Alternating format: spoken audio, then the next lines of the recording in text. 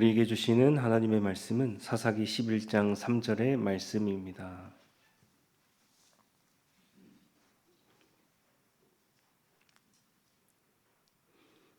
제가 봉독해 올리겠습니다. 이에 입다가 그의 형제들을 피하여 돕당에 거주하며 잡류가 그에게 모여와서 그와 함께 출입하였더라. 아멘. 우리 옆 사람과 함께 평화 인사 나누도록 하겠습니다. 주님 평화 빕니다. 평화를 빕니다. 평화를 빕니다. 예전에 방영되었던 야인시대라는 드라마가 있었습니다. 시청률 50%가 넘었으니 사람들에게 선풍적인 인기를 끌었다라고 말씀을 드릴 수가 있습니다.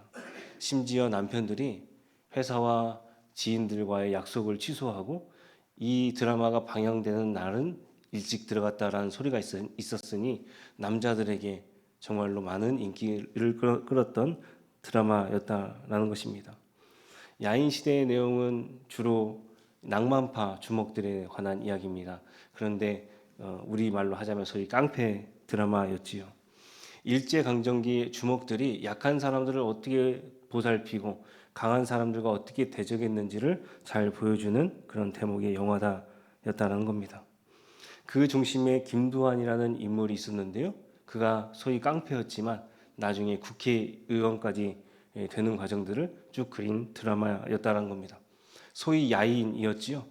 오늘 말씀에서도 한 명이 등장하게 되는데 그것은 바로 입다였습니다. 그 사람은 야인이었다라는 것이죠.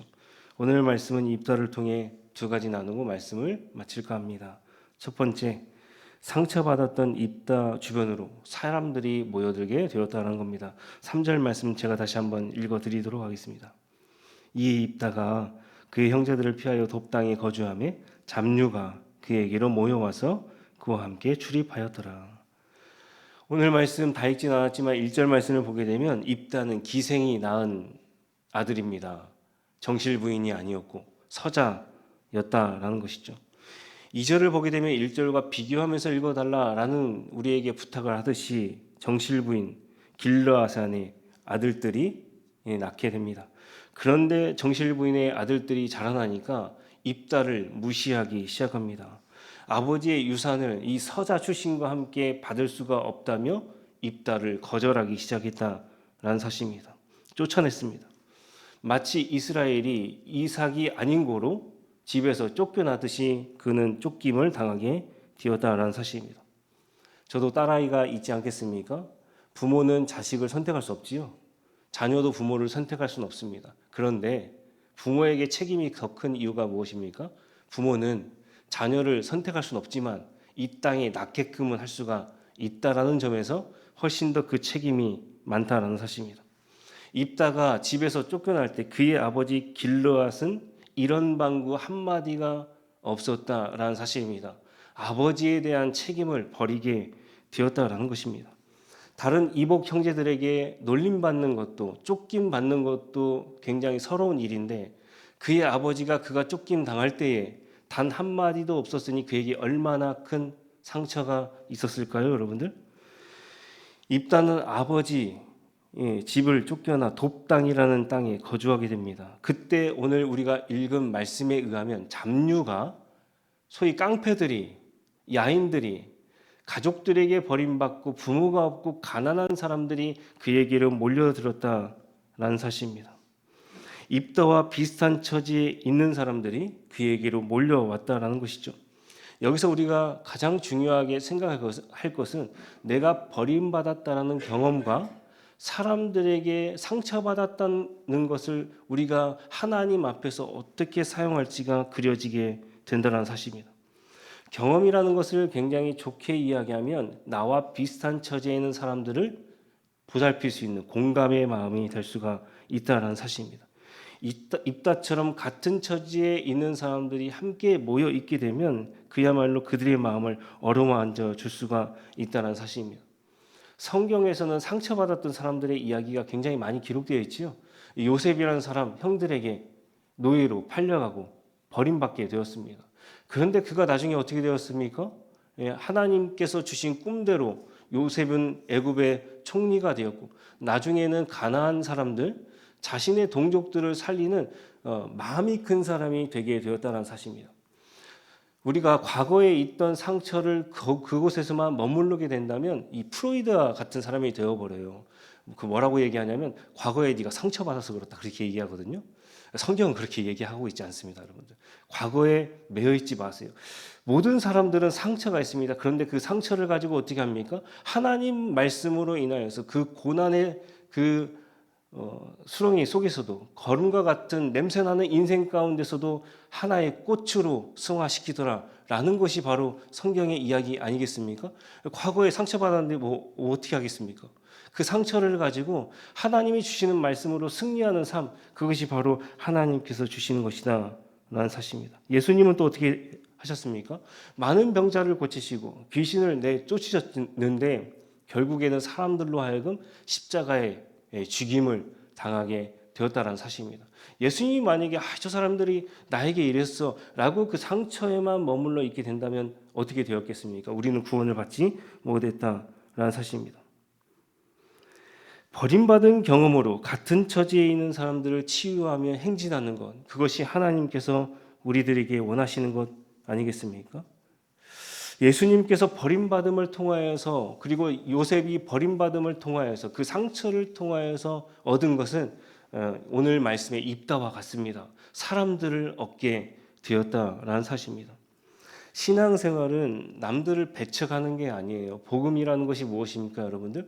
그 경계선을 내가 나이가 들면 들수록, 신앙의 정도가 깊어지면 깊어질수록 그 경계선을 하나 둘씩 허무는 것이 바로 복음의 사람 아니겠습니까? 처음에 복음이 어디에 머물러 있었습니까, 여러분들? 예루살렘에 머물러 있었습니다. 그런데 하나님께서는 그 경계선을 깨고 사도행전 9장을 보게 되면 사울과 같은 사람들을 등장시켜서 드디어 땅끝까지 이르러 복음을 전하게 된 것 아니겠습니까? 내가 복음의 사람이라고 한다면 교회에서도 마찬가지고 사회에서도 마찬가지고 계속 그 지경을 넓혀가는 것이 바로 복음의 사람들이다라는 사실입니다. 무엇 때문에요? 하나님을 위해서 첫 번째는. 두 번째는 사람을 얻기 위해서 그렇게 예수님께서도 하셨다라는 사실입니다. 여러분들 사람을 얻는 것에 있음을 여러분들 믿으시기를 바랍니다. 상처를 통하여서 사람들을 얻게 되시기를 바랍니다. 두 번째는요. 때때로 사람들에게 버림받았다라는 상처가 있는 사람들은 지혜롭게 된다라는 것이 오늘 본문의 말씀입니다. 4절 말씀을 보니까 입다가 사람들을 얻은 이후의 일들을 기록하고 있습니다. 암몬 자손이 이스라엘과 전쟁을 벌이고자 했지요. 그 땅에 있는 장로들은 암몬 자손을 막을 힘이 없었는지 이제 입다를 데려오고자 합니다. 버릴 때는 언제이고 다시금 입다를 데려오고자 하는 그들의 마음은 어떤 마음일까요? 장로들의 제안이 6절 말씀에 기록되어 있습니다. 제가 한번 읽겠습니다. 입다에게 이르되 우리가 암몬 자손과 싸우려 하니 당신은 와서 우리의 장관이 되라 하니. 무슨 제안을 합니까? 장관이 되어달라라고 이야기합니다. 다시 한번 말씀드립니다만 버릴 때는 언제고 장관이 되어달라는 것은 여러분들 이게 어떤 이야기일까요? 우리 말로 따지자면 군대 장관이 되어달라라고 그렇게 이야기합니다. 자신들이 암몬 자손과 싸울 만한 힘이 없고 리더가 없으니 장관이 되어달라 그렇게 말하고 있더라라는 사실입니다. 그랬더니 입다가 7절 말씀을 보게 되면 과거의 상처들을 들먹이게 됩니다. 왜 입다가 상처가 치유가 되지 않았을까요? 그렇지는 않았다는 겁니다. 이 일들이 입다의 입에서 나온 것이 아니라 그들이 아직도 입다의 과거에 있어서 그런 이야기를 하더라라는 사실입니다. 기생의 아들 서자인 너를 장관으로 세우겠다 그렇게 이야기를 하고 있는 것이죠. 그러니까 군사적으로는 입다가 취하고 있는 사람들 또 입다가 전쟁을 잘하고 있으니까 그것만 쏙 우리가 사용하겠다라고 그렇게 이야기하고 있다라는 사실입니다. 그런데 그의 족보는 인정을 안 해주고 있더라라는 거예요. 우리가 그것을 8절 말씀을 보면 알 수 있습니다. 8절 말씀을 제가 한번 읽겠습니다. 그러므로 길르앗 장로들이 입다에게 이르되 이제 우리가 당신을 찾아온 것은 우리와 함께 가서 암몬 자손과 싸우게 하려 함이니 그리하면 당신이 우리 길르앗 모든 주민의 머리가 되리라 하며. 6절 말씀과 8절 말씀의 차이가 있습니다. 6절 말씀에서는 처음부터 장관이 되어달라 그렇게 이야기를 하고요. 8절 말씀을 보게 되면 머리가 되어달라 그렇게 이야기합니다. 이 장관과 머리의 차이가 무엇일까요? 머리는요, 왕을 뜻한다라는 것입니다. 장관은 장관이죠. 다윗은 왕이었습니다. 그의 장관은 요압이라는 장관이 있었다라는 거예요.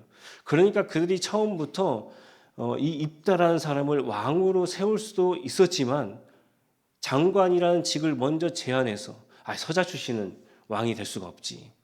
그렇게 하면서 입다를 속여먹으려고 하고 있더라라는 사실입니다. 그러니 과거의 일을 들먹이며 그에게 핀잔을 주는 것이죠. 너는 그저 장관이면 될 것 같아 라고 그렇게 이야기하고 있다는 사실입니다. 만약에 입다가 장로들의 제안을 처음부터 받아들였다라고 한다면 어떻게 되었겠습니까? 장관으로 쓰임 받았다가 나중엔 결국에 또 똑같이 입다에게 상처를 주고 버림받게 될 수밖에 없다라는 사실입니다. 생각보다 사람은 잘 바뀌지 않지요. 두뇌 싸움에서 이 장로들이 밀리게 되었습니다. 그런데 여기서 끝이 아닙니다. 입다가 그들의 생각을 어떻게 간파했는지가 성경에 기록되어 있다라는 사실입니다. 어떻게 지혜롭게 되었을까요? 11절 말씀입니다. 이에 입다가 길앗 장로들과 함께 가니 백성이 그를 자기들의 머리와 장관을 삼은지라. 입다가 미스바에서 자기의 말을 다 여호와 앞에 아뢰니라. 입다는 여호와 앞에 하나님께 기도합니다. 장로들은 두뇌에서도 좁고 종교적인 측면에서도 하나님께 기도하지 않았으니 입다에게 양 측면에서 모두 다 지게 되었다는 사실입니다. 입다는 기도의 사람이었습니다. 상처받았을 때에도 돕당으로 갔을 때에도 하나님께 기도했겠지요. 다 성경은 기록하지는 않았습니다. 그런데 방금 읽은 말씀에서도 그가 다시금 어려움에 봉착했을 때 하나님께 기도하게 되었다라는 사실입니다. 이처럼 기도하는 사람 어떻게 우리가 이길 수가 있겠습니까? 하나님과 관계하는 사람 어떻게 그 지혜로운 말로 다 그 사람을 평가할 수가 있을까요? 그렇게 하지 못한다라는 사실입니다.